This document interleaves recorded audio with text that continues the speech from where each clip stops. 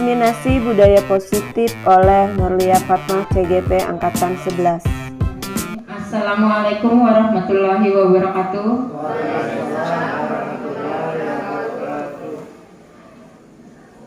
Pertama-tama kita panjatkan puji syukur kehadirat Allah Subhanahu wa Ta'ala yang sudah memberikan kita kesehatan untuk bisa berkumpul di kegiatan pagi hari ini.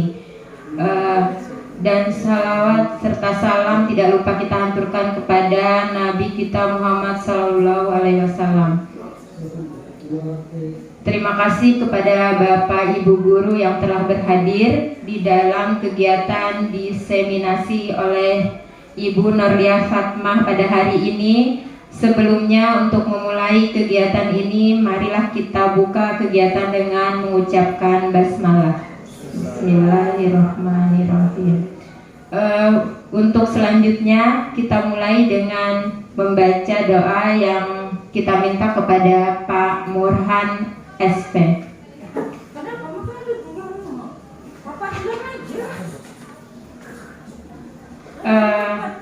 Kepada Pak Padlan atau Pak Hayat? Pak Padlan.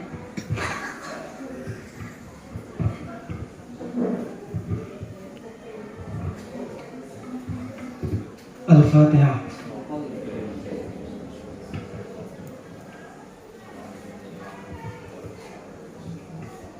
Bismillahirrahmanirrahim. Allahumma shalli ala sayyidina Muhammadin wa ala alihi. Wa sallallahu ala sayyidina Muhammadin wa ala alihi. Allahumma ighfir lana dhunubana wa li walidina wa li masyayikhina wa li Allahumma hawwin ala fi syaqaratil maut wa najatan. Rabbana la tuzigh qulubana ba'da idh hadaytana wa hab lana min ladunka rahmah innaka Rabbana atina fid dunya hasanah wa fil akhirati hasanah wa qina adzabannar.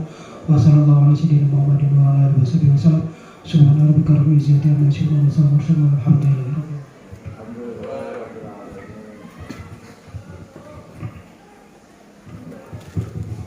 Terima kasih kepada Pak Padlan yang sudah memimpin doa untuk kegiatan hari ini.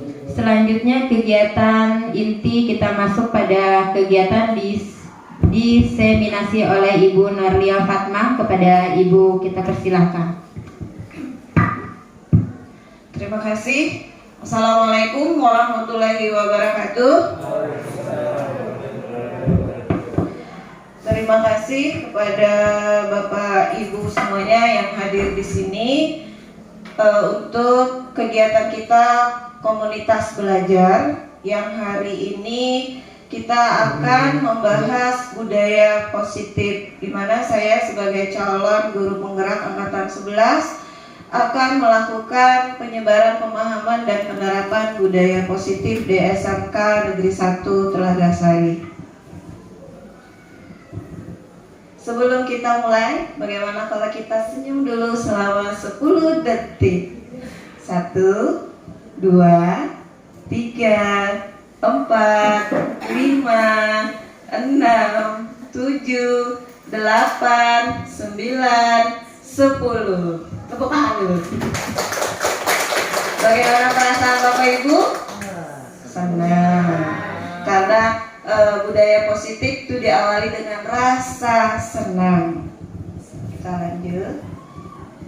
Nah, dalam kegiatan kita hari ini, kesepakatan forum diseminasi kita adalah yang pertama, kita berharap bisa menghargai siapapun yang ada di sini, menjadi pendengar yang baik, kemudian mengangkat tangan saat mau berbicara, berpartisipasi aktif dalam diskusi, menghormati perbedaan pendapat. Ada yang mau ditambahkan Bapak Ibu? Sudah cukup? Oke. Kita lanjut. Nah, budaya positif di sekolah ialah nilai-nilai, keyakinan-keyakinan, dan kebiasaan-kebiasaan di sekolah yang berpihak pada murid, agar murid dapat berkembang menjadi pribadi yang kritis, penuh hormat, dan bertanggung jawab. Itu budaya positif. Nah, sebenarnya di SMK Negeri 1 Telaga Sari sudah ada beberapa budaya positif yang telah kita terapkan. Misalnya apa Bapak Ibu? Pada kegiatan Jumat kita sudah memprogramkan setiap Jumat itu ada beberapa kegiatan seperti misalnya Jumat takwa. Di situ nilai budaya positif yang ingin kita terapkan adalah nilai ketuhanan atau religius. Kemudian ada Jumat bersih, bertanggung jawab terhadap lingkungan. Kemudian senam untuk kesehatan jasmani dan rohani. Kemudian ada kegiatan yang rutin kita lakukan adalah apel bersama untuk meningkatkan kedisiplinan, rasa cinta tanah air peserta didik kepada bangsa dan negara. Banyak lagi budaya positif di sekolah kita yang sebenarnya sudah kita laksanakan dan itu sudah sering kita programkan. Nah, sebagai seorang guru yang baik di sini kita harus memiliki kemampuan dalam mewujudkan budaya positif di sekolah. Budaya positif tersebut dapat dijalankan dengan menerapkan konsep-konsep inti seperti yang pertama kita harus tahu dulu nih perubahan paradigma belajar. Yang kedua, nilai-nilai kebajikan. Yang ketiga, disiplin positifnya. Yang keempat, motivasi perilaku manusia. Kemudian nanti ada keyakinan sekolah atau kelas. Kemudian kita juga seharusnya mengetahui kebutuhan dasar manusia. Dan di sini nanti ada belajar posisi kontrol sama segitiga restitusi. Yang pertama adalah perubahan paradigma belajar. Nah, kita kan sudah menerapkan kurikulum merdeka di kelas 10 dan kelas 11. Di kurikulum merdeka memastikan bahwa praktek pembelajaran itu dilakukan berpusat pada siswa, di mana student center learning. Setiap siswa dipastikan melakukan kegiatan belajar sesuai dengan kebutuhan dan tahap perkembangannya. Kemudian, pembelajaran paradigma baru atau kurikulum merdeka ini merupakan pembelajaran yang berorientasi pada penguatan kompetensi dan pengembangan karakter yang sesuai dengan dimensi profil pelajar Pancasila. Itu yang kita ingin wujudkan, nilai-nilai kebajikannya. Masih ingat Bapak Ibu, dimensi profil pelajar Pancasila ada berapa? Ada berapa? Ada 6, apa saja? Kayak siapa yang ada Ibu Fatul, silahkan.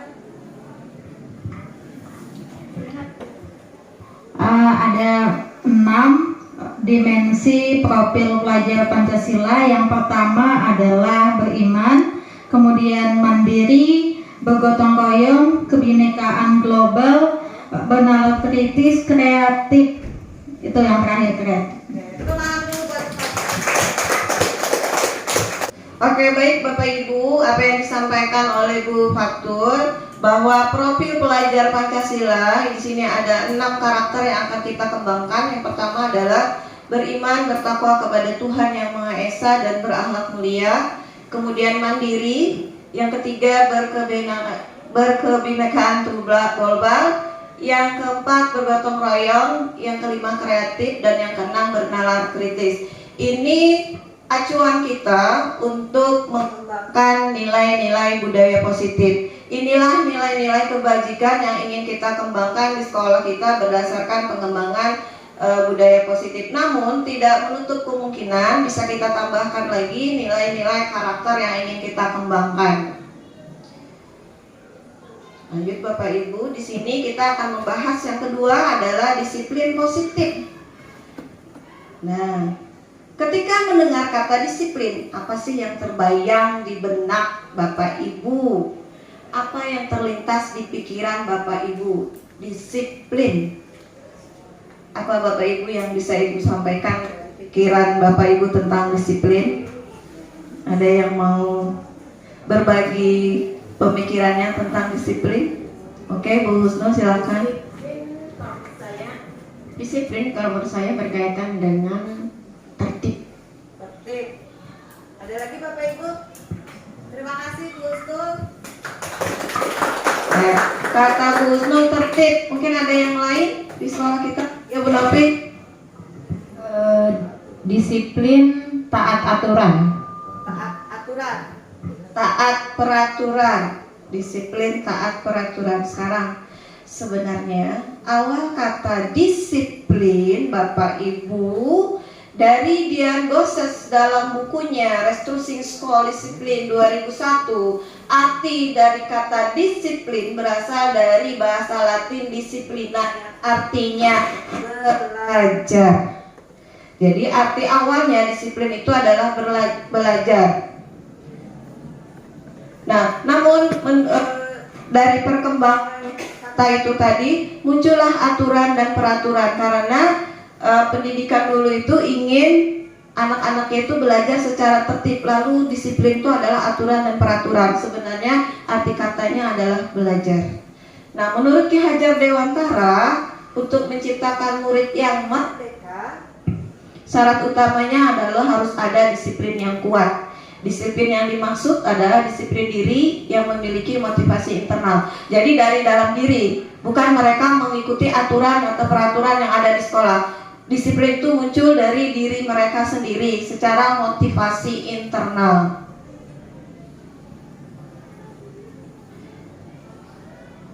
Nah, di sini disiplin positif merupakan suatu cara penerapan disiplin yang mengajarkan anak bertanggung jawab dan menumbuhkan kesadaran diri berdasarkan nilai-nilai kebajikan. Jadi dia Bapak Ibu sadar ada nilai-nilai kebajikan. Itu yang akan kita kembangkan. Nah, disiplin diri dapat membuat murid memahami dan menyadari berdasarkan motivasi internal, bukan akibat paksaan, pujian, ataupun hukuman. Jadi yang kita ingin terapkan di sekolah kita adalah memunculkan motivasi internal itu kepada siswa kita, bukan karena siswa takut dengan peraturan. Jadi mereka supaya sadar secara internal, bukan karena dia paksaan karena harus mengikuti aturan, tata tertib, atau pujian ataupun maupun hukuman. Nah, dari kita ingin memunculkan motivasi internal itu, sebenarnya ada motivasi perilaku manusia itu sendiri yang harus kita bentuk supaya motivasi internalnya itu muncul. Nah, di sini kita lanjutkan ke motivasi perilaku manusia. Peserta didik kita itu berperilaku karena ada motivasinya. Nah, yang pertama adalah untuk menghindari ketidaknyamanan atau hukuman. Yang kedua, untuk mendapatkan imbalan atau penghargaan dari orang lain. Yang ketiga, untuk menjadi orang yang mereka inginkan dan menghargai diri sendiri dengan nilai-nilai yang mereka percayai. Nah, motivasi yang nomor 1 dan nomor 2 karena menghindari takut dihukum, kemudian ingin mendapatkan poinnya bagus, dapat penghargaan bintang dan lain sebagainya. Itu adalah motivasi eksternal. Sedangkan yang kita harapkan adalah motivasi internalnya. Untuk menjadi orang yang mereka inginkan, mereka bisa menghargai diri mereka sendiri. Itu adalah motivasi internal. Ini yang ingin kita bentuk ke peserta didik kita. Yang ini secara tidak langsung akan kita perlahan-lahan kita kurangi. Yang paling sering Bapak Ibu di mana sih di sekolah kita? Yang nomor 1. Mereka hanya menghindari ketidaknyamanan atau hukuman. Yang nomor 2 ada nggak? Penghargaan dari orang lain? Ada. Yang ketiga ada juga sebenarnya. Nah, sebagian. Dan yang paling banyak biasanya ini. Dan kita ingin berubah adalah di sini. Nah, sekarang ada beberapa tadi siswa kita yang ingin menghindari hukuman, kemudian ada yang mendapatkan penghargaan orang lain, ada yang dari diri mereka sendiri. Sekarang nih, kadang kita guru memberikan hukuman atau konsekuensi benar atau tidak dari contoh berikut di bawah ini, Bapak Ibu. Apakah dia termasuk hukuman atau konsekuensi? Jadi, yang pertama di sini, mencatat 100 kali di dalam buku dengan kalimat saya tidak akan terlambat lagi karena terlambat sekolah. Yang kedua, lari mengelilingi lapangan basket 2 kali karena terlambat hadir di sekolah.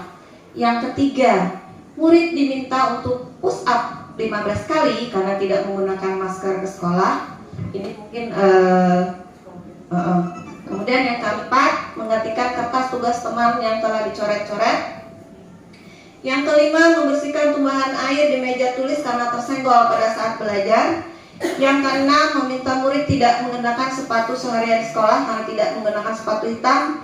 Yang ketujuh, mengelilingi lapangan bola basket 2 kali karena terlambat 10 menit. Kira-kira nih Bapak Ibu, yang hukuman yang mana? Yang konsekuensi yang mana? Silakan Bapak Ibu. Yang amat Pak, siapa yang mau dipersilahkan? Ibu Ujiana.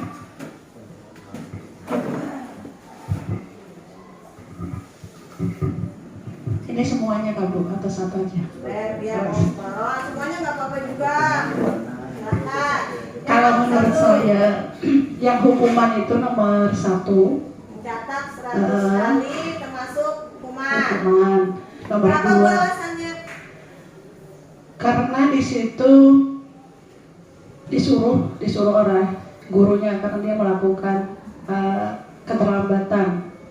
Kayak gitu. Terus Hukuman. Jadi hukumannya disuruh mencatat. Nomor 2 hukuman juga. hukuman. Nomor 3 hukuman. Nomor 4 konsekuensi. Terus yang nomor 5 sama konsekuensi. Nomor 6 itu hukuman kayaknya lebih.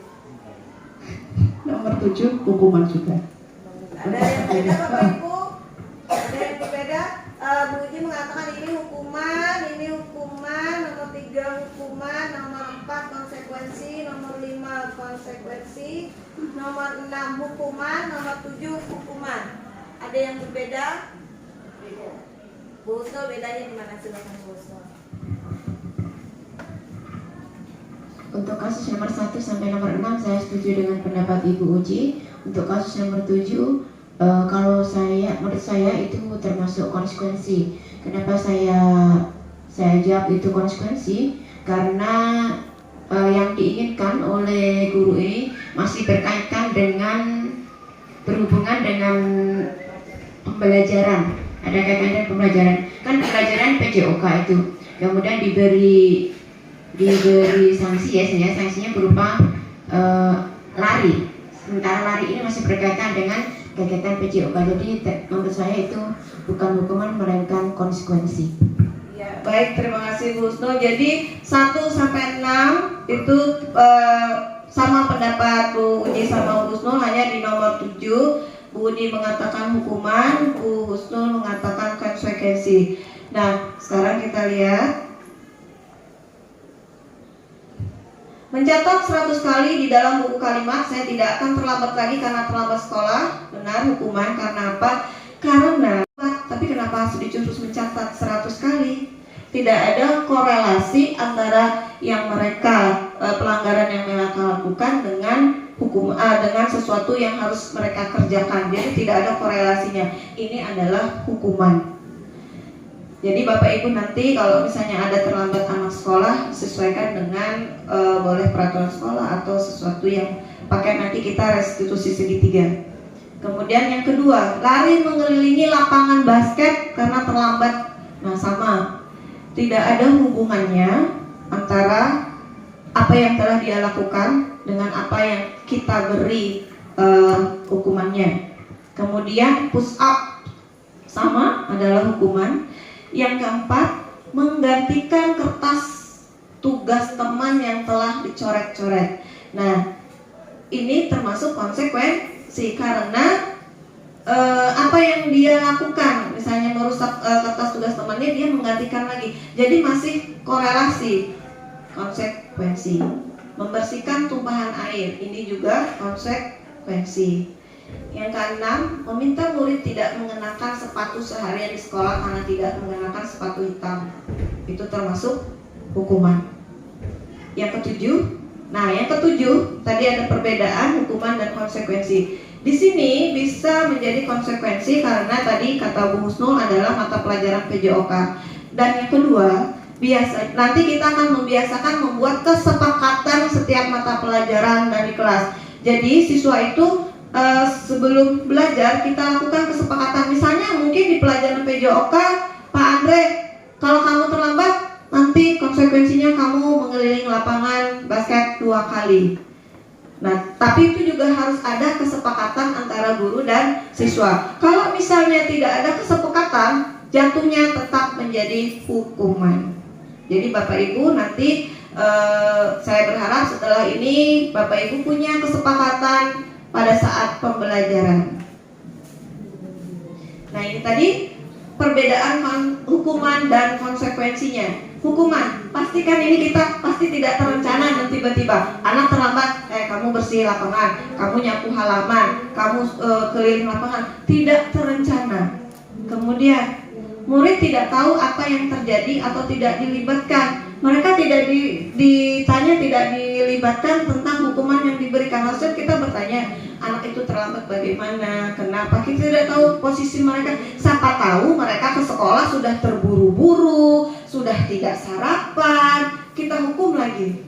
Nah, kalau kita mengetahui latar belakangnya, kita bisa melibatkan siswa. Mungkin kita tidak akan menyuruh dia lari lapangan. Siapa tahu dia tadi malam harus membantu orang tuanya berjualan, kan kita tidak tahu. Kemudian bersifat satu arah, hanya guru memberi hukuman satu arah. Kemudian biasanya adalah fisik hukumannya, dan psikis ini biasanya adalah kata-kata yang mungkin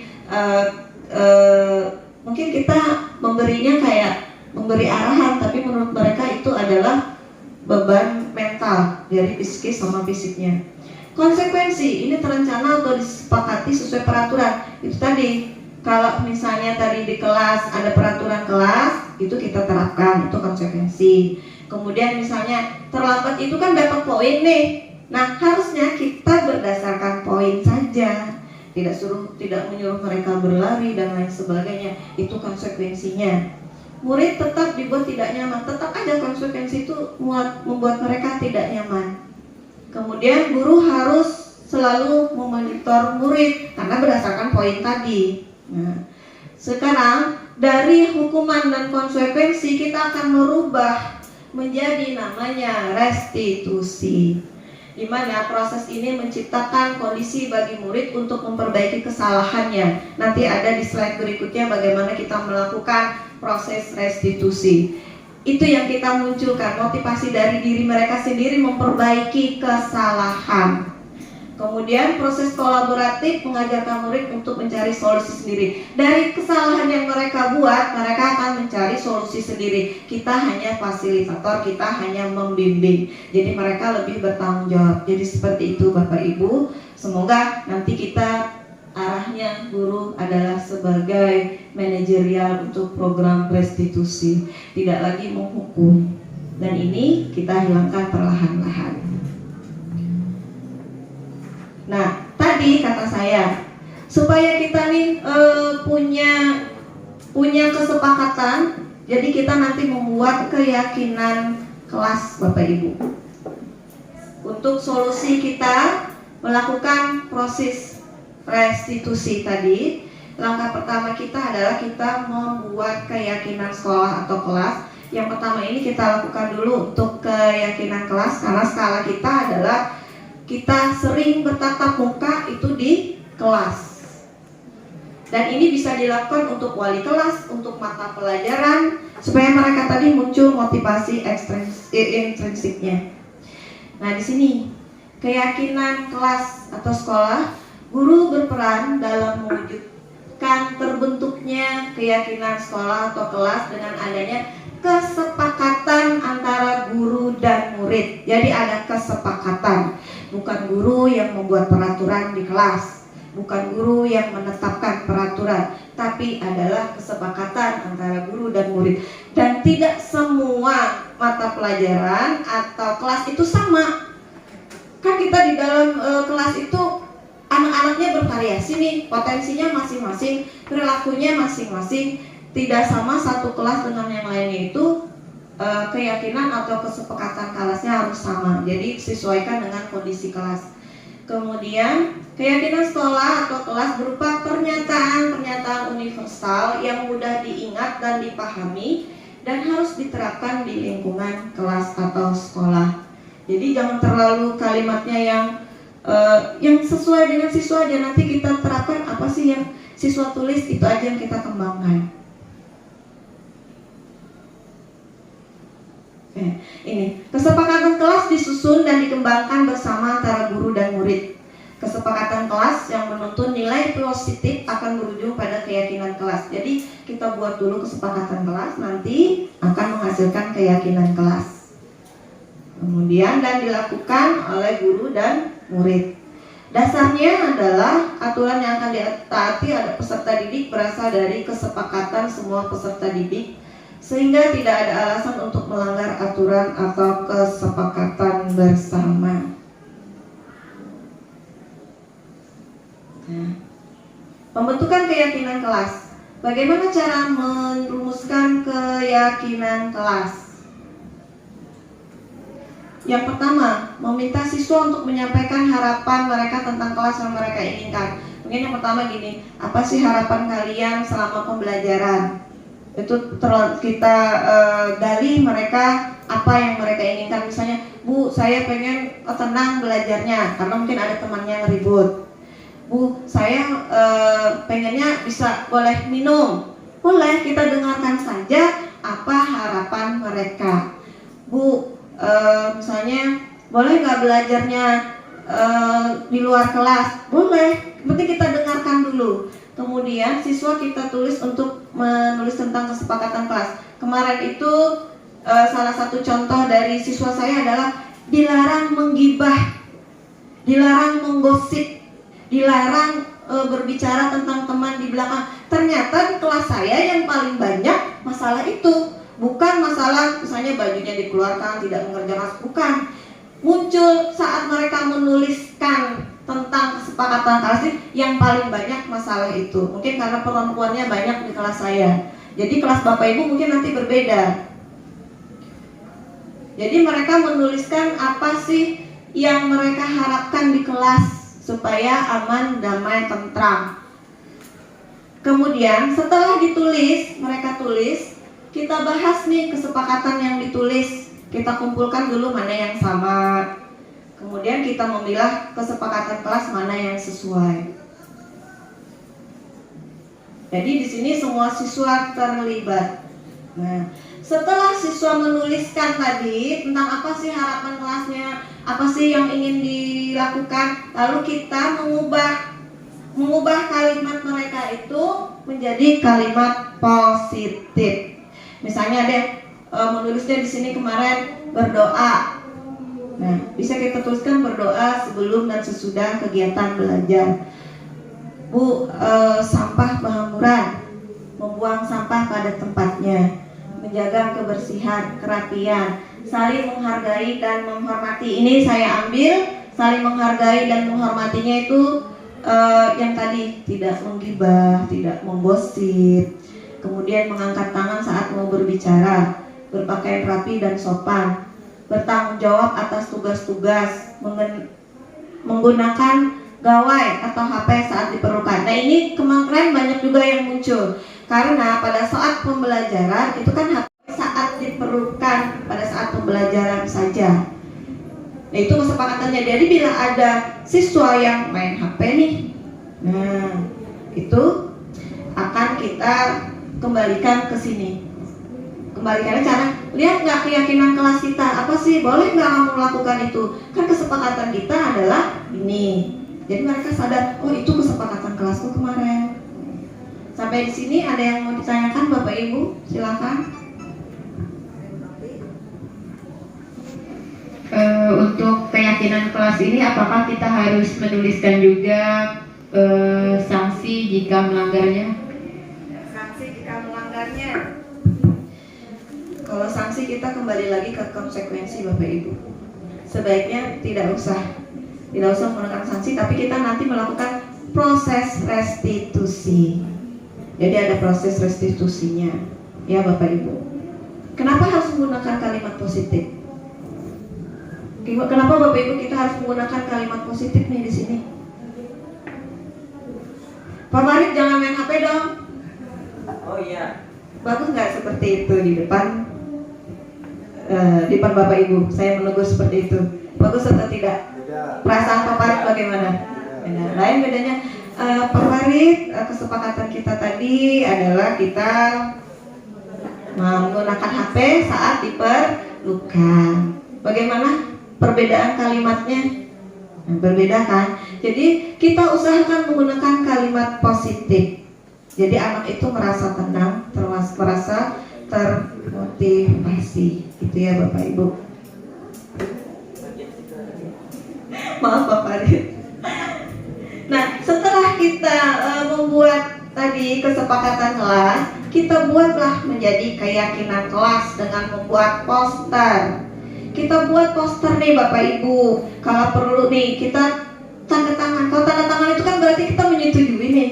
Nah, kita suruhlah mereka menandatangani. Ada saya sebagai wali kelas, kemudian seluruh siswanya. Mereka baca dulu nih sesuai atau tidak.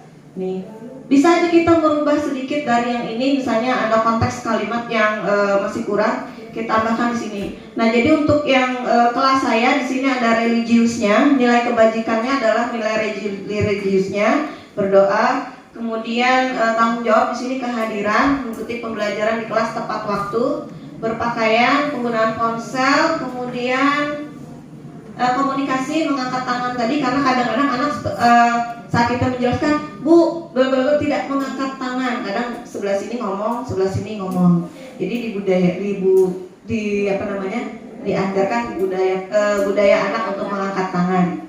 Kemudian berpartisipasi. Partisipasinya apa? Menjaga kebersihan, kerapian, dan merawat fasilitas kelas dengan tanggung jawab. Kursinya berhamburan, sapunya di mana. Nah, itu kita masukkan di sini. Merawat fasilitas, menjaga kebersihan. Jadi kalau misalnya ada petugas piketnya tidak mengerjakan, kembalikan ke sini. Nah, kamu sudah bikin keyakinan kelas ini loh. Nah, itu salah satu proses restitusi Bapak Ibu. Apa tanggung jawabmu kalau kamu melihat keyakinan kelasmu seperti ini, kamu melakukan hal yang tidak sepantasnya?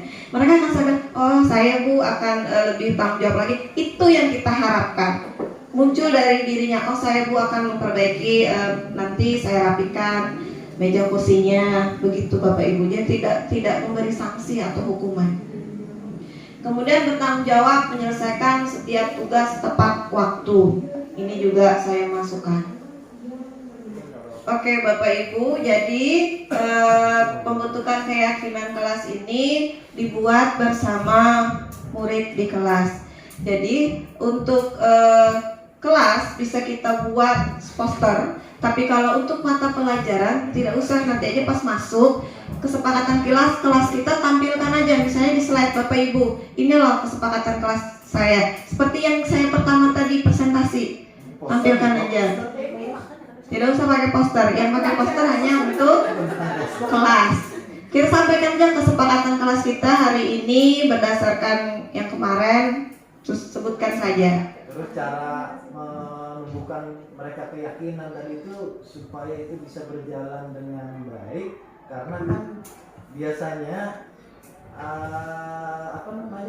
kita terindikasi pasti kalau tidak tidak melakukan kesepakatan kelas lebih ke arah hukuman biasanya. Nah, kan tadi dikehendaki adalah menimbulkan keyakinan atau menimbulkan kesadaran bahwa anak telah melanggar, tapi bagaimana caranya itu supaya berjalan mulus gitu. Kadang di lapangan ini kan berbeda nih. Nah, di lapangan kita bertolak belakang. Kalau kita secara prosedural itu gampang misalnya, ya tujuannya harus kesadaran gitu. Nah, cuma pada saat di lapangan terjadi berulang dan terus berulang, itu bagaimana cara mengatasinya? Terima kasih Pak Murhan. Berdasarkan kemarin kita workshop dari Pak Ali bahwa pengulangan minimal 10 kali. Nah, itu tugas kita. Minimal 10 kali kita mengulang baru kita bisa merubah pola perilaku anak. Itu hanya satu, membuang sampah pada tempatnya. Itu baru satu, belum yang ini tadi. Itulah tugas kita tuh sangat berat. Jadi kata Bapak tadi selalu berulang. Memang selalu berulang. Dan kita juga wajib mengulang minimal 10 kali untuk satu saja keyakinan yang akan kita terapkan. Makanya Bapak Ibu kalau bisa jangan terlalu banyak. Nah, kalau misalnya masih anak-anak itu mengulang terlalu banyak pengulangan, kita bisa berkolaboratif dengan guru BK, dengan wali kelas. Jadi kita tidak sendiri. Jangan sampai kita memberikan hukuman. Kita bisa nanti negosiasi dengan orang tua, wali murid, dengan guru BK, wali kelas, dan guru-guru lainnya, berkolaboratif. Nah, itu tadi kita ingin mewujudkan tadi budaya positif. Makanya dimulai dari kita dulu guru nih, mengetahui tadi dari motivasi perilaku anak kan. Nah, jadi seperti itu. Memang berulang Bapak, tapi kita tadi minimal 10 kali kita pengulangan, itu hanya merubah satu. Itu Bapak ya. Bagaimana Bapak Ibu?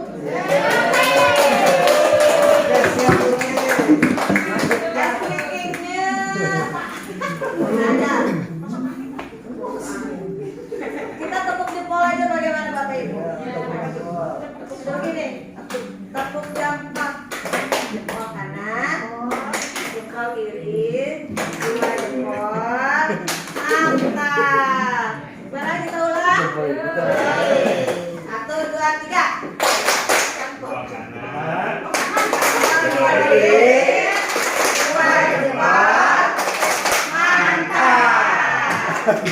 Mantap Bapak Ibu. Ini untuk sesi yang pertama sampai keyakinan kelas.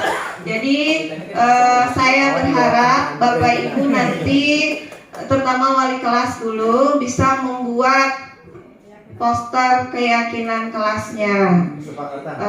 Jadi kesepakatan kelas, baru kita buat keyakinan kelasnya. Bisa Bapak Ibu? Bisa.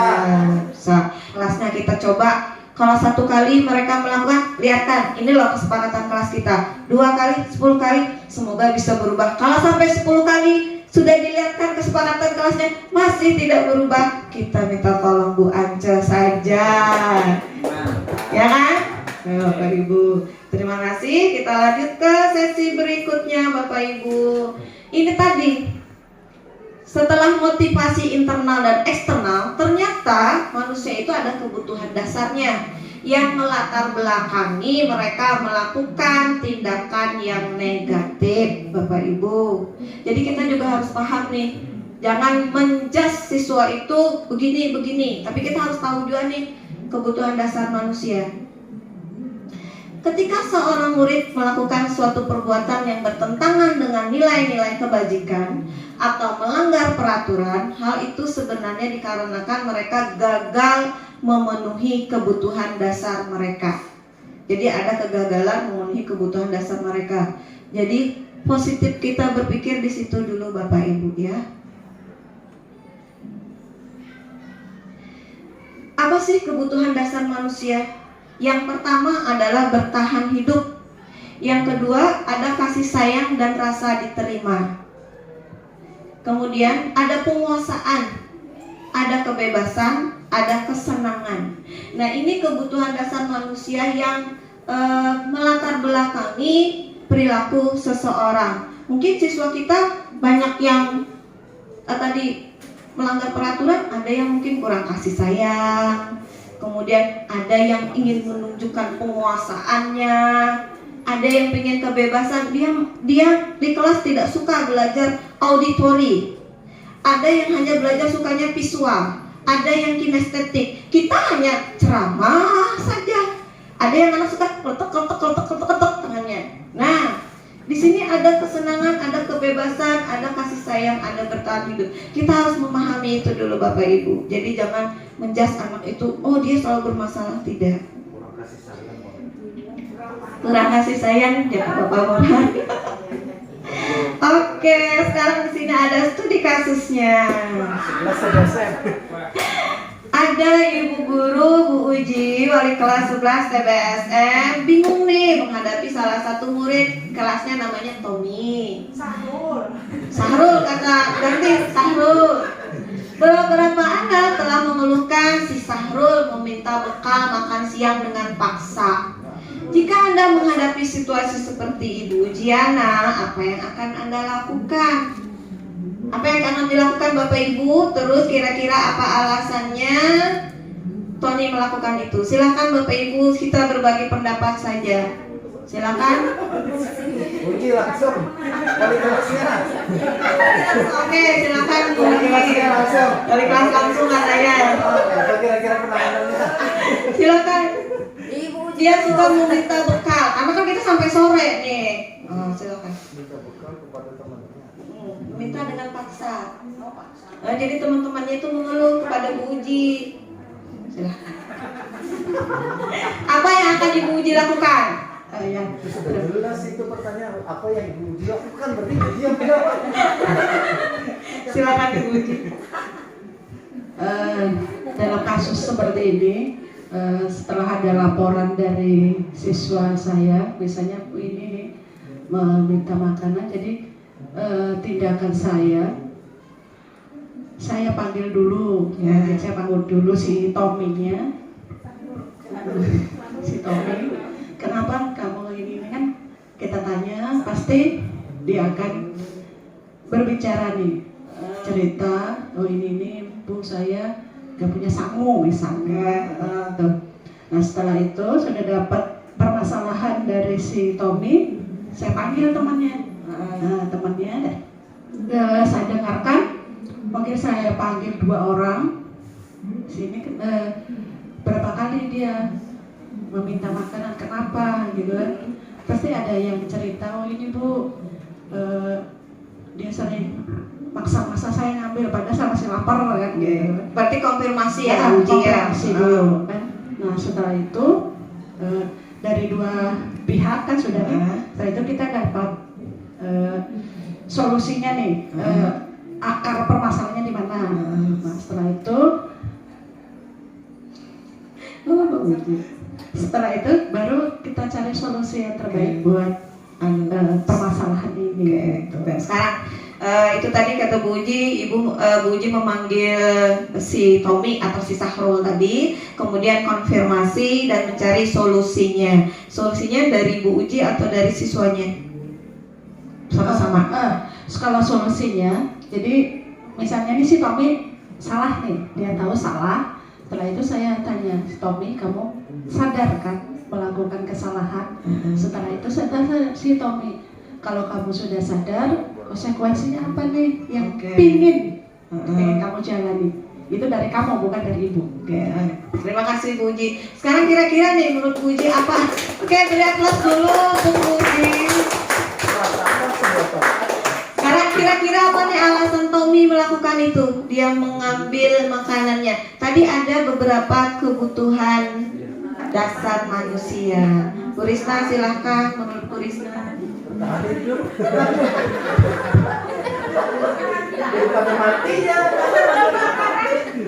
Oke, terima kasih. Menurut saya alasan Tommy berperilaku tersebut itu karena sesuai dengan kebutuhan dasar manusia. Itu yang pertama, dia yang pasti bertahan hidup. Bisa jadi karena di rumah tidak sarapan misalnya. Iya, tidak punya uang jajan. Dan yang kedua, penguasaan. Karena manusia juga punya rasa sikap ingin berkuasa dan sebagainya. Dan yang ketiga itu karena kesenangan. Mungkin dia memang senang melakukan hal tersebut, mendapatkan kepuasan atas hal yang dia lakukan dengan meminta bekal makan tadi kepada teman-temannya secara paksa.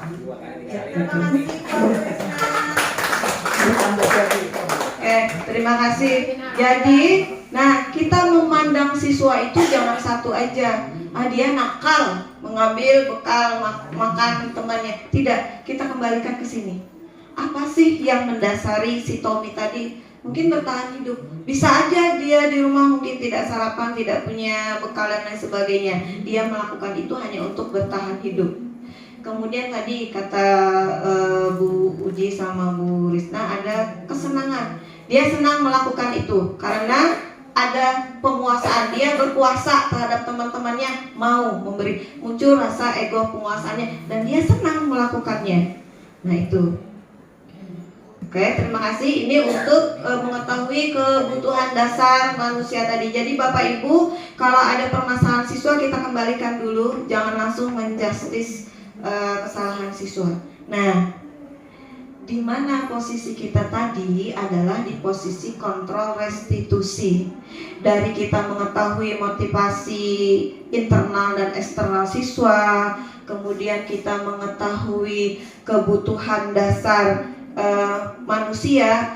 Nah, kita kembali kita lanjutkan ke posisi kontrol restitusi kita di sini sebagai guru. Ada 5 posisi kontrol. Yang pertama adalah guru sebagai penghukum. Ya, kita pikir diri kita nih, termasuk nggak di sini guru sebagai penghukum, guru sebagai pembuat merasa bersalah, guru sebagai teman, guru sebagai pemantau, dan guru sebagai manajer. Dari 5 posisi kontrol restitusi ini, yang kita harapkan adalah guru sebagai posisi manajer. Nah, sekarang bisa aja ibu nih, posisi ibu kira-kira di mana? Ada nggak yang mau berbagi dari 5 posisi ini yang sering, yang paling banyak ibu bapak lakukan? Silahkan. Mungkin Pak Fadlan atau Pak Hair? Silakan memilah aja, kira-kira mana saat ini posisi yang sering bapak ibu lakukan. Silakan. Sini nak. Kayak Pak Farid.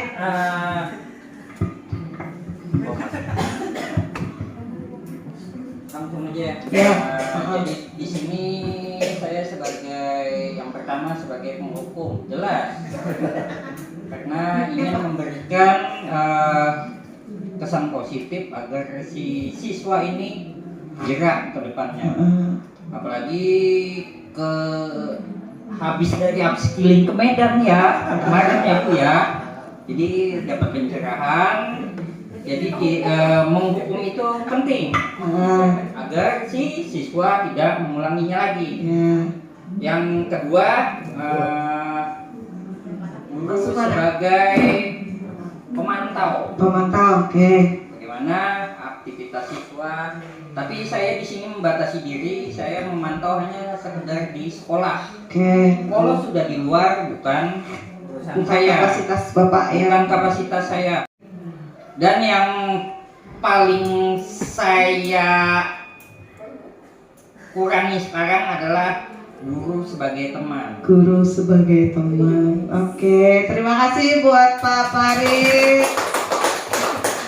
Guru sebagai penghukum tetap kata Pak Farid karena untuk menegakkan disiplin. Disiplin. Bisa selanjutnya Pak Fadlan. Sudah Pak, cukup. Terima kasih.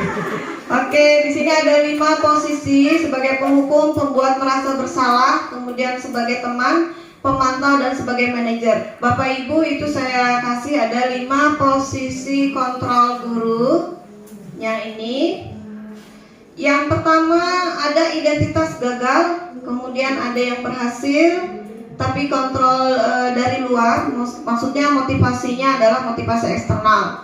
Yang kedua adalah kontrol diri, berhasil sukses, menghargai diri sendiri, kontrolnya adalah motivasi secara internal. Ini yang sebenarnya kita harapkan. Nah, di sini misalnya penghukum, ada menghardik, ada berceramah, kamu kalau kamu tidak melakukan begini-begini. Nah, di sini dampaknya adalah murid akan mengulangi kesalahan. Yang kedua, murid merasa rendah diri. Kadang kita tidak merasa nih menghukum dia, menyapu di lapangan, membersihkan, tapi sebenarnya ada dampak psikologis di dirinya. Kita yang tidak menjadi. Kita aja mungkin ya di antara teman-teman di sini dihukum di depan teman-teman yang misalnya tadi disuruh berlari lapangan 2 kali. Mungkin kita tidak apa-apa, tapi sebenarnya ada rasa rendah diri dan itu akan mengulang kesalahannya. Nggak apa-apa, kali disuruh lari 2 kali lapangan. Kemudian kalau misalnya yang motivasi eksternal, Ada berhasil cuma hanya dari motivasi eksternal. Di sini tadi adalah guru sebagai teman dan pemantau. Ini ada sebagian yang berhasil. Cuma mereka akan menjadi ketergantungan karena dibantu oleh nggak apa-apa Pak, nanti Bapak bantu. Itu mereka senang, tapi mereka tidak mandiri, lemah dan tergantung. Sama aja kita mendidik anak sebenarnya di rumah kan Bapak Ibu.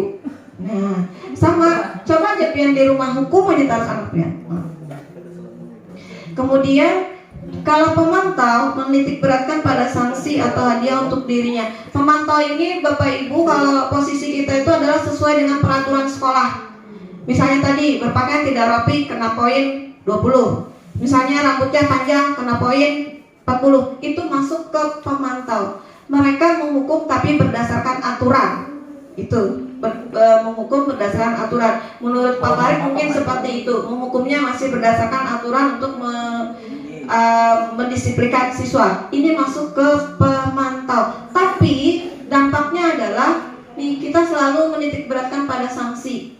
Nah ini posisi pemantau. Nah yang diharapkan adalah ini tadi, menumbuhkan motivasi internal. Kita sebagai manajer, kita hanya sebagai fasilitator. Guru gitu kan, kita hanya sebagai fasilitator. Tidak harusnya menghukum kemudian membuat rasa bersalah. Nah di sini ini tadi, apa yang kita yakini, apa yang bisa kau kerjakan untuk memperbaiki masalah ini. Kita menggali dari diri mereka. Misalnya terlambat, kamu kenapa terlambat? Apa sih yang menyebabkan kamu terlambat? Apa sebaiknya supaya kamu tidak terlambat? Jadi mereka sendiri yang berpikir, oh seharusnya saya bangunnya pagi Bu, oh seharusnya saya tidak main game Bu. Jadi bukan kita, kamu Pak main gamenya sampai jam berapa? Tidak.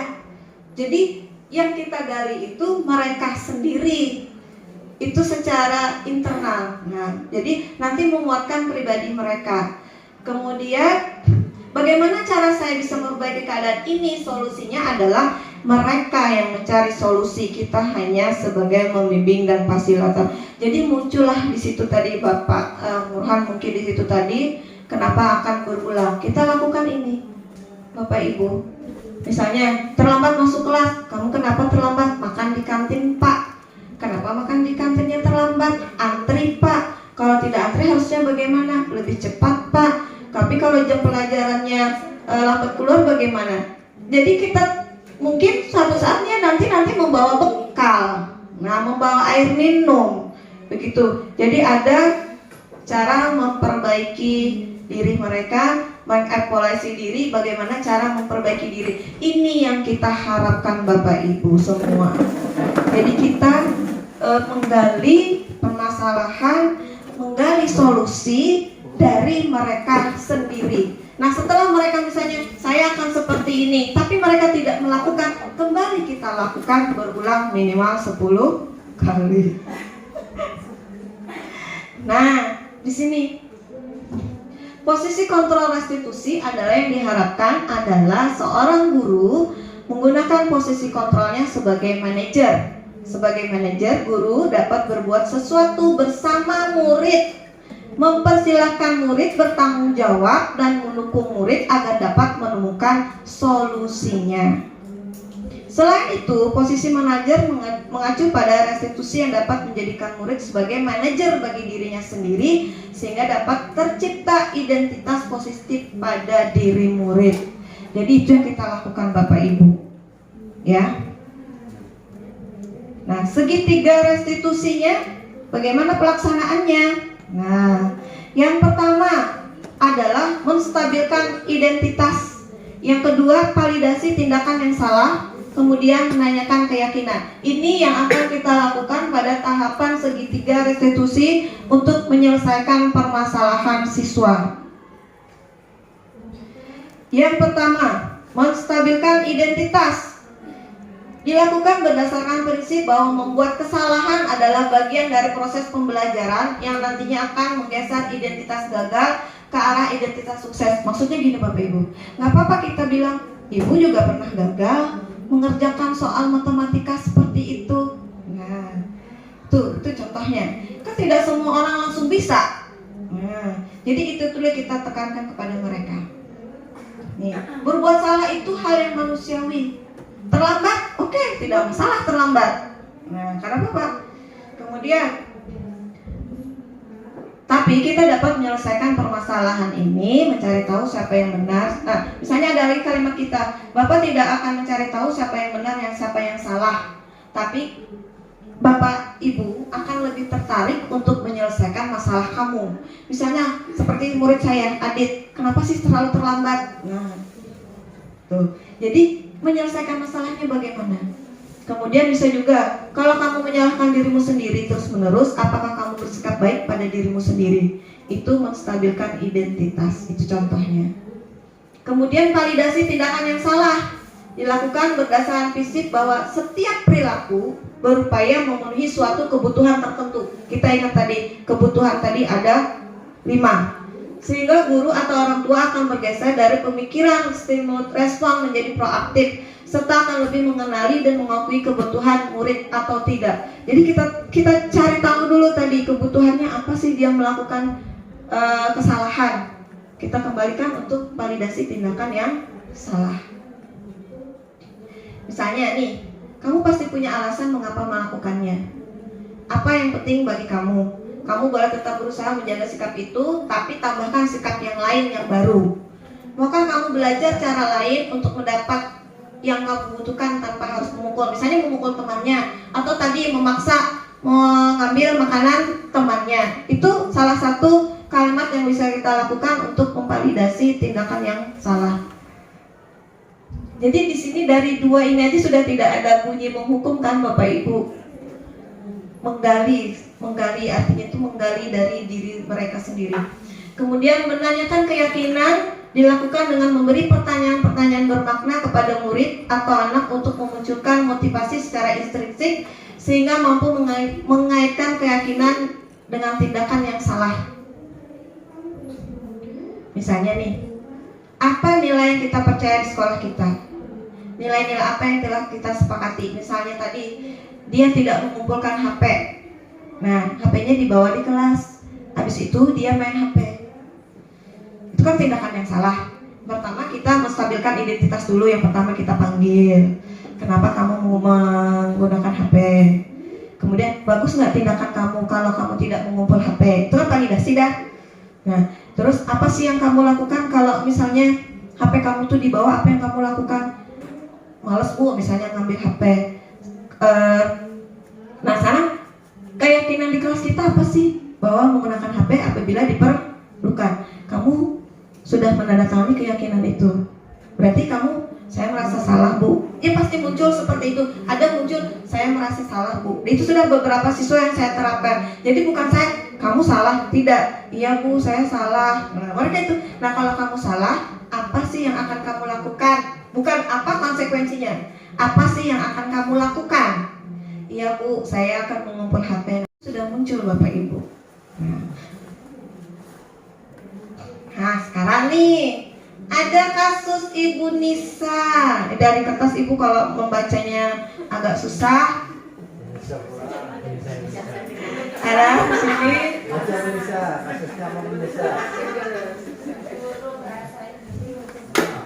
Ibu Nisa sedang menjelaskan pelajaran bahasa Inggris di papan tulis.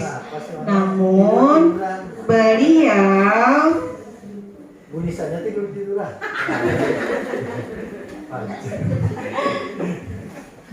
Namun beliau memperhatikan bahwa Fajar malah tidur-tiduran dan tampak acuh tak acuh pada pelajarannya. Fajar, coba jawab pertanyaan nomor 3. Si Fajar tadi masih tidur-tiduran loh Bapak Ibu. Nah, Fajar, jawab nomor 3. Majulah si Fajar ke depan, maju ke depan dan kerjakan di papan tulis, kata ibu gurunya. Fajar pun tampak malas-malasan maju ke depan. Dan sesampai di depan papan tulis pun Fajar hanya diam terpaku. Ya kan Bapak Ibu, dia kan tidak mengerti. Sambil memegang buku bahasa Inggrisnya dan memainkan spidol di tangannya. Ayo Fajar, makannya, jangan tidur-tiduran, lain kali perhatikan. Sudah sana, duduk kembali. Fajar pun kembali duduk di bangkunya. hal seperti ini sudah sering kali terjadi. Nah, kayak seperti kasus Pak Murhan tadi sudah sering kali terjadi pada Fajar, seperti tidak memperhatikan, acuh tak acuh, dan nilainya pun tidak terlalu baik untuk pelajaran bahasa Inggris. Pada saat ditegur oleh Ibu Nisa, Fajar hanya menjawab, "Tidak tahu, Bu." Ibu Nisa pun menjawab lirih, "Gimana kamu, Fajar? Kamu tidak kasihan sama ibu ya? Ibu sudah capek-capek mengajarkan kamu. Tidak kasihan sama ibu." Dan Fajar pun diam membisu. Ibu bisa lihat di situ posisi kontrolnya. Ada beberapa kalimat di sini yang digunakan oleh Ibu Nisa. Nah, pertanyaannya adalah posisi kontrol apa yang diambil oleh Ibu Dani dalam pendekatannya kepada Fajar? Ibu Nisa kepada Fajar. Kemudian setelah membaca sikap Fajar, kira-kira kebutuhan apa yang diperlukan oleh Fajar? Ini tadi kasusnya. Jadi posisi kontrolnya apa? Kebutuhan belajarnya apa? Pak Tri, silakan Pak Tri. Posisi Ibu Nisa di sini sebagai apa beliau? Oke, kalau ulun lihat dari studi kasus yang ada di sini, si Fajar kan itu awalnya tampak malas-malasan, kemudian Ibu Nisanya menegur dengan Ibu Nisa, "Gimana kamu ini tidak kasihan sama ibu ya, ibu sudah capek-capek." Kalau saya lihat di sini, dia lebih masuknya ke kontrol sebagai teman. Yang tidak kasihan. Oke. Sebagai teman. Oke, karena di sini saya lihat kalau dari segi redaksi katanya sepertinya mirip-mirip saja, Bu. Contohnya misalnya kayak, "Ayolah lakukan demi ibu. Masa kamu tidak mau? Ingat tidak ingat tidak ibu pernah bantu." Nah, model kayak guru ini sebagai teman sebaya yang pernah merasakan seperti Fajar. Masa sama-sama merasakan gitu loh. Masa saya sudah ngajarin kamu, kamu nggak ngini. Nah, model kayak gitu kan. Kalau menurut saya seperti itu. Kayak menurut Pak Tri adalah sebagai teman. Kemudian kebutuhan Fajar. Kebutuhannya belum. Mungkin Bapak Ibu yang lain posisi Bu Nisanya. Kayak kebutuhannya kata Ibu Nisa, silakan. Tidak. Kata Ibu Nisa, dia adalah kebutuhannya kasih sayang. Oke. Ada lagi Bapak Ibu? Ini banyak loh Bu konteksnya. Fajar, coba jawab pertanyaan nomor 3. Maju ke depan dan kerjakan di papan tulis. Oke, Pak Farid. Dari sini di redaksi mungkin soal cerita ya ini. Jadi saya membaca di sini posisi kontrolnya adalah sebagai manajer itu di kalimat, "Ayo Fajar, makanya jangan tidur-tiduran." Di sini si guru memberi motivasi, memberi arahan. Oke, menurut Bapak memberi motivasi. Dan untuk ininya sebagai apa ya? Sama kayak Ibu Nisa, perlu kasih sayang, pelayan dan perhatian. Silakan lagi Pak Fadlan. Bu Nopi, persilahkan.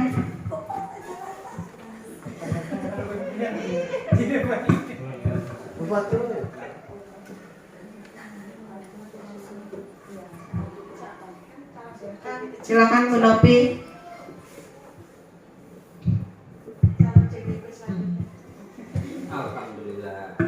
Untuk posisi Fajar tadi lah kebutuhan dasar manusianya ya Bu? Boleh. Ya. Fajar tadi kebutuhan dasarnya kan ada bertahan hidup, ada penguasaan, ada kebebasan, ada kesenangan, ada kasih sayang. Ya tadi sudah dijawab sebagai kasih sayang, juga mungkin dia sebagai kesenangannya untuk tidur. atau bisa juga bertahan hidup juga karena dia masih ngantuk. Sebagai posisi kontrolnya apa sih Bu Nisa? Karena tadi menyuruh Fajar untuk langsung maju ke depan. Jadi Bu Nisa sebagai penghukum. Sebagai penghukum. Baik Bapak Ibu, tepuk tangan dulu buat semuanya. Nah di sini Ibu Nisa menghadapi siswa yang namanya Fajar itu tidur-tiduran. Kalimat pertanyaan pertama adalah Fajar, coba jawab pertanyaan nomor 3. Maju ke depan dan kerjakan di papan tulis. Saat Bapak Ibu lagi tidak konsentrasi, disuruh, suruh maju. Berarti si Fajar kan tidak memperhatikan. Ibu Nisa langsung menyuruh. Itu adalah bentuknya hukuman. Dia sepertinya dihukum karena tidak memperhatikan, langsung mengerjakan soal nomor 3. Kemudian, ayo Fajar, makanya jangan tidur-tiduran, lain perhatikan. Sudah sana duduk kembali, itu sama saja, tidak masuk ke hukuman. Kemudian saat ditegur Ibu Nisa menjawab tidak tahu. Gimana kamu Fajar? Kamu tidak kasihan sama ibu? Itu adalah merasa bersalah, Bapak Ibu. Nah di sini posisi kontrol yang diambil Ibu Nisa adalah merasa bersalah. Indikatornya, ayo Fajar, makanya jangan tidur-tiduran, lain kali perhatikan. Itu merasa bersalah. Kemudian, gimana kamu Fajar? Tidak kasihan sama ibu ya? Ibu sudah capek-capek mengajarkan kamu. Tidak kasihan sama ibu, itu merasa bersalah. Kemudian posisi kontrolnya adalah penghukum, karena disuruh menjawab soal langsung, sedangkan dia lagi posisi tidur-tiduran. Kebutuhannya adalah dipengaruhi kasih sayang, kebebasan penguasaan. Kasih sayang mungkin dia perlu diperhatikan. Kemudian kenapa sih kebebasan? Nah di sini kebebasan itu mungkin pola mengajar kita tidak sesuai. Benar nggak sudah kita ini mengajar sesuai dengan kebutuhan siswa?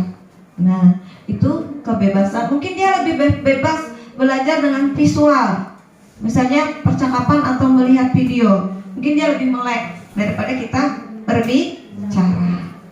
Kemudian penguasaan, menguasai dirinya tadi. Dia muncul, gak apa-apa, aku tidur. Itu muncul penguasaannya.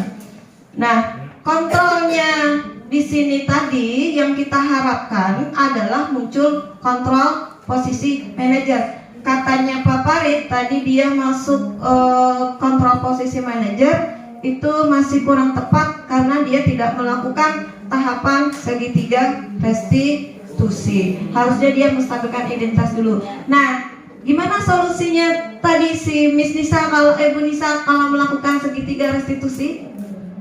Apa yang harus dia lakukan?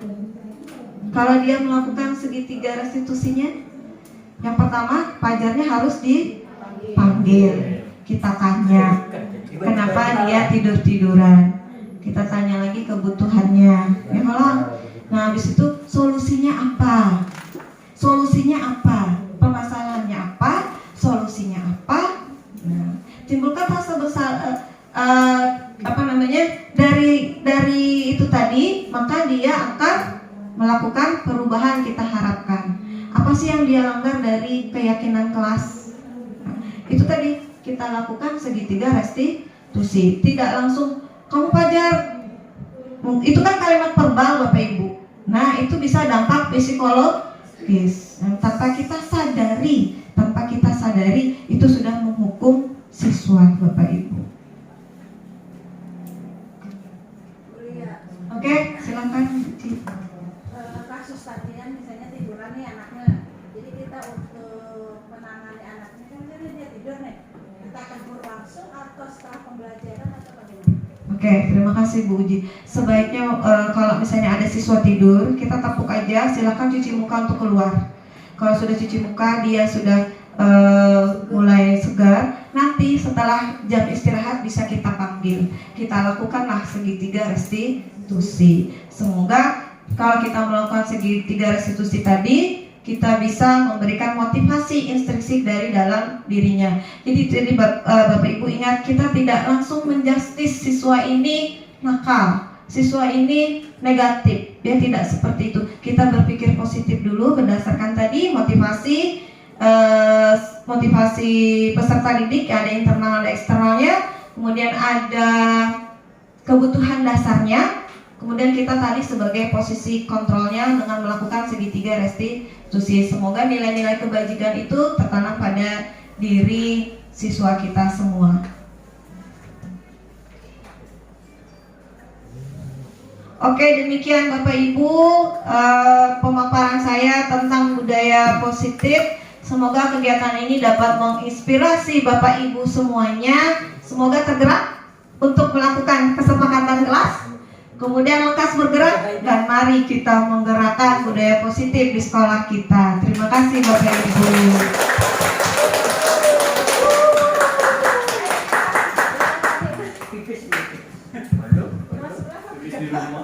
Kita beri tepuk tangan lagi untuk Ibu Nurlia Fatmah sebagai CGP angkatan ke-11 ini. Semoga CGP-nya berjalan dengan lancar. Selanjutnya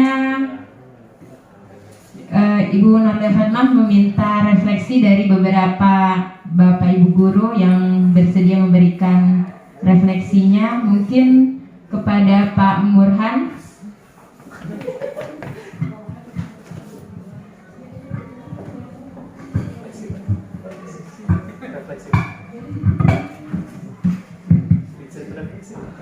Assalamualaikum warahmatullahi wabarakatuh. Terima kasih atas waktu yang diberikan. Terima kasih juga atas materi yang sudah disampaikan, banyak sekali manfaat bagi kami selaku guru setelah mendengarkan apa yang disampaikan tadi, dan kami selaku guru harus melakukan perubahan-perubahan tentunya. Yang pertama dalam hal menangani berbagai kasus yang ada di sekolah, terutama untuk siswa. Nah, yang sangat perlu kita lakukan perubahan adalah pada posisi kita selaku guru, memposisikan tadi. Kalau saya secara pribadi mengambil kesimpulan bahwa seyogianya lah kita selaku guru sudah melakukan perubahan, memposisikan diri kita tadi yang paling bagus adalah sebagai manajerial. Nah, itu yang kesimpulan yang sangat berarti yang bisa saya ambil. Jadi kita tidak lagi sebagai seorang guru mengambil posisi sebagai penghukum dan lain sebagainya, tetapi marilah kita melakukan perubahan, memposisikan diri sebagai manajerial sehingga menghasilkan nanti anak-anak didik yang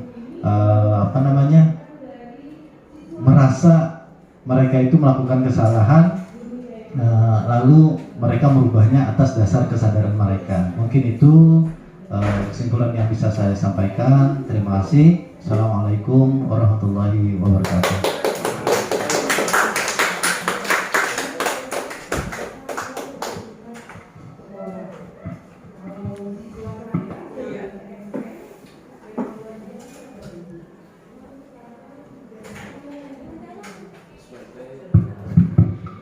Untuk yang berikutnya diminta kepada Ibu Husnul untuk memberikan refleksi untuk pemaparan dari Bu Nurlia Fatmah. Ya, terima kasih pada Ibu Nurlia.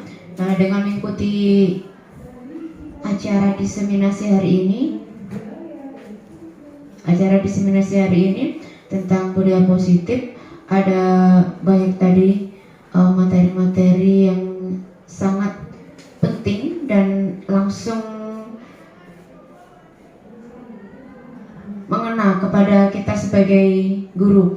Terutama dari pemaparan tadi kita menjadi tahu di mana selama ini, di mana posisi kita, posisi kontrol guru, kita posisinya di mana, dan kita nanti harus secara bertahap harus berusaha merubah diri untuk menjadi posisi kontrol guru di posisi manajer. Mungkin sebagian dari kita kan masih ada yang di posisi penghukum, posisi merasa bersalah gitu. Dan diharapkan kita akan ke depannya semua secara bertahap pelan-pelan kita akan menjadi di posisi kontrol guru manajer, dan membiasakan diri untuk menyelesaikan suatu permasalahan terutama berkaitan dengan murid itu dengan menggunakan segitiga restitusi. Terima kasih.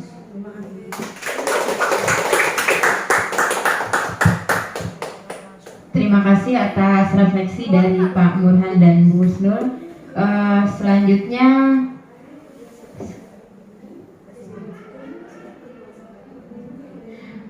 tadi sekaligus sudah diberikan kesimpulan oleh Pak Burhan dan Bu Husnul.